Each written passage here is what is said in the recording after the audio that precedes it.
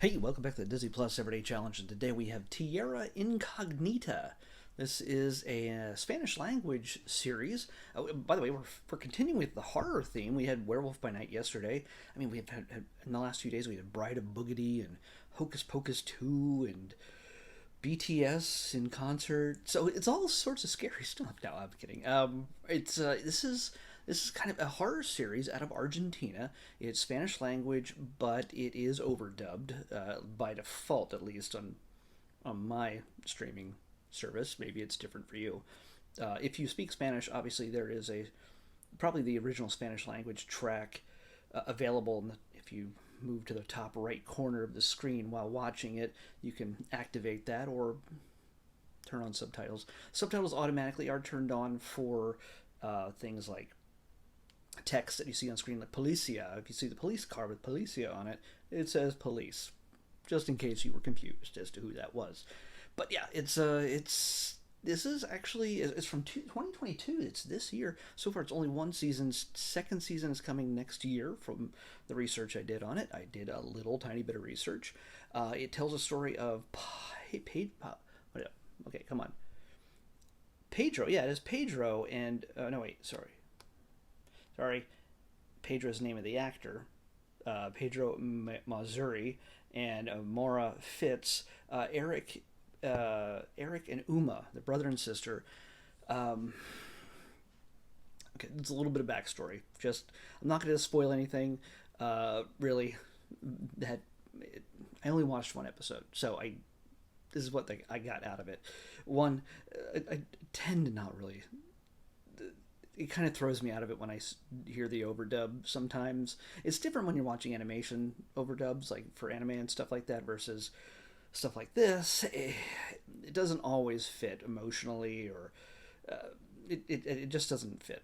So if you're not looking at the screen, it might be fine most of the time whenever there's no dialogue.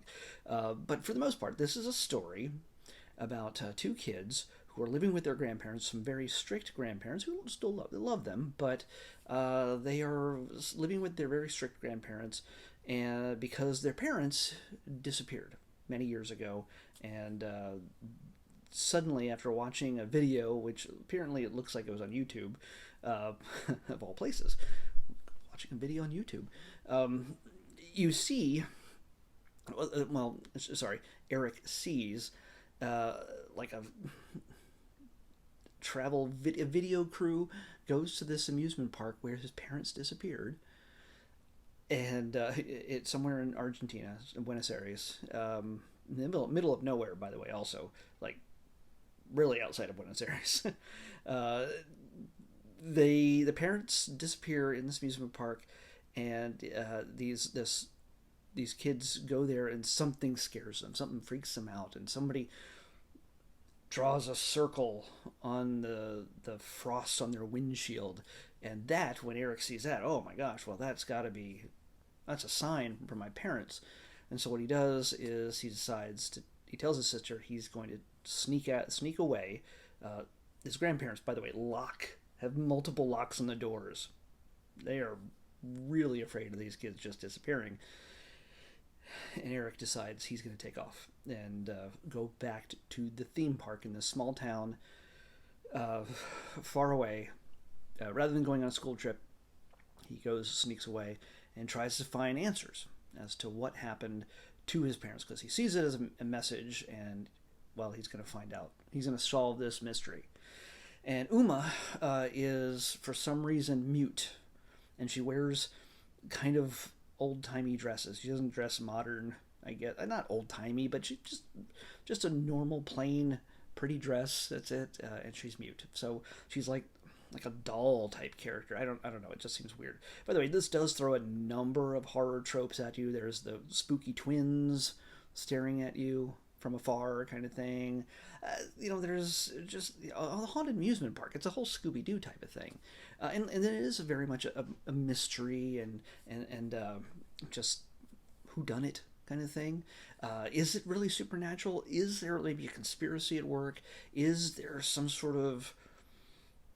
You can see it when you're watching it, that there are really mysterious things. It's not just anybody in people's heads, and it's not just oh, it's ghosts. It could be something else.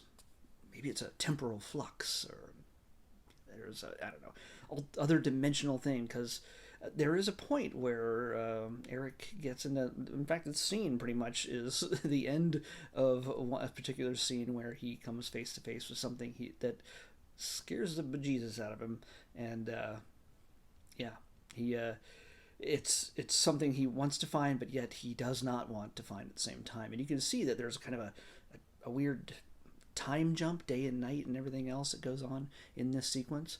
So there's something definitely mysterious in this amusement park. It's all run down. And by the way, since the parents had disappeared or died or whatever happened to them, this little town has kind of profited off the whole spooky horror thing. Even though it's closed off to the public, nobody's allowed to go near it. And there's a sketchy looking guard who is doing his best to keep people away. Doesn't keep Eric and his buddy from sneaking in. There's also the Eric's aunt, Eric and Uma's aunt, is diving nearby, searching for mysterious clues. Maybe the island from Lost is involved in this. I have no idea. It spreads its options wide as to what could be going on, and it's up to you to watch it over a series of like 8 episodes so far. 8 episodes in the first season. I don't know in 2023 how far they'll get. It seems like it's something I could really get into. It's actually it's really well done. The music is modern and not hokey. I don't know if it's not American pop music, but it's not pop music. It's like metal and rock. It's supposed to have a bit of an edge to it. I know I sound like an old man, but that's just, it sounds like something that kids his age would listen to. So it's not just really weirdly awkward, like, say, well, a Disney Channel horror movie, like it's Bride of Boogity or whatever, things that we've seen on the Disney Channel over the years that were spooky or Halloweeny. Well, they weren't really super scary. They're a little creepy, yeah, but they weren't meant to be scary. And there's this sequence right before the look. You get the look on that face right there. It's a pretty freaky, pretty intense moment that you would not expect to see on Disney Plus. And again, it's not made for Disney Plus. It's a Disney Plus original, right? Right? Is that what you're calling it? No, I guess they're not. But it's still maybe I think I saw something that said that. It's definitely taken from another culture, another show. It's like say Stranger Things was created in another country. Let's say that it was. It's them importing that to America, overdubbing it, and basically sharing it with the rest of us. And that's cool. It's cool. You get to see lots of different things. There's lots of different things from different countries that are overdubbed throughout Disney Plus. So this is another one, and you get something that's teen focused, and it's horror, and it's pretty good. It's actually pretty good. Yeah, I think it's going to probably get bogged down a little bit of tropes here and there, but I think there's a lot of good humor in it. Even though the overdub might throw a wrench in these things, there's a moment in this, and this is not a spoiler, it's just a funny bit. The Eric and his buddy meet up in the small town where next to this amusement park, and they decide to get something to eat at the creepy pasta diner kind of restaurant. And one of my favorite characters so far is the guy who's waiting on them at the diner. His deadpan delivery. He doesn't care about his job. They order like these really weirdly named things. And he's just, all right, that'll be the spaghetti with meatballs and lemonade. And he's got a great deadpan delivery, obviously born out of the original performance, but in English it still translated as something very annoyed and sarcastic, which is pretty good. It's at least that attitude comes through. It's fun. So I think there's a big mystery, definitely, that is worth checking out. If you're looking for something new that is, yes, very teen focused, maybe the adults might not get a kick out of this or find this really intense or something that's aimed towards them, and it's not. And that's okay. It's okay. But it doesn't seem like it talks down to teens either. So it's not. It's like, oh well, here's some horror for you kids. It's here, have some fun with that. It's spooky. No, it's not. It's actually treats it as something that kids would probably be freaked out by, and adults too, sure, but the audience is definitely teens. So I'd say definitely check it out, and I probably ruined it by saying, "Oh, it's just for teens." Now the teens are gonna be like, "I don't want to watch that."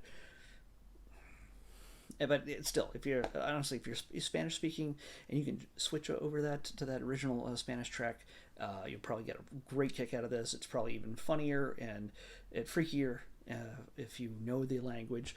But I think people who are doing the overdub can enjoy it too. It's I don't know if I'm going to continue it. I'm not going to put it on my must watch list, but I could come back to it later because again, I think it's well acted and I think it has a lot going for it. So worth checking out. If it's something that's kind of flown past your radar and it's like, oh, and you've watched every other horror Halloween thing, you want one more thing to find to satisfy your October and instead of raking leaves or whatever, Tierra Incognita, Unknown Land. So let's pick tomorrow's episode. 438. We're staying in the 400s. Don't have to scroll far for this. 438.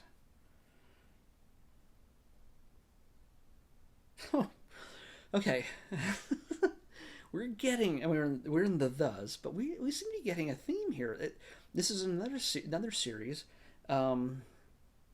We've done something associated with this before, a previous thing, and this has kind of if I'm thinking of it right, it has a bit of a spooky angle to it, unless I'm remembering it completely wrong. But yeah, it's the Evermore Chronicles. You know how everybody was making everything shows and movies off of like YA novels and things like that. This is the vibe I get from that. It's like, oh, it's another Harry Potter, Hunger Games kind of thing where kids deal with magic and mystery and the unknown and everything else. So teens, hey, that's what Disney Plus is, or the Disney Channel is really good at drawing in, and kids programming. So yeah, the Evermore Chronicles is what we're watching next on the Disney Plus Everyday Challenge. I'll see you back here tomorrow with that. Bye.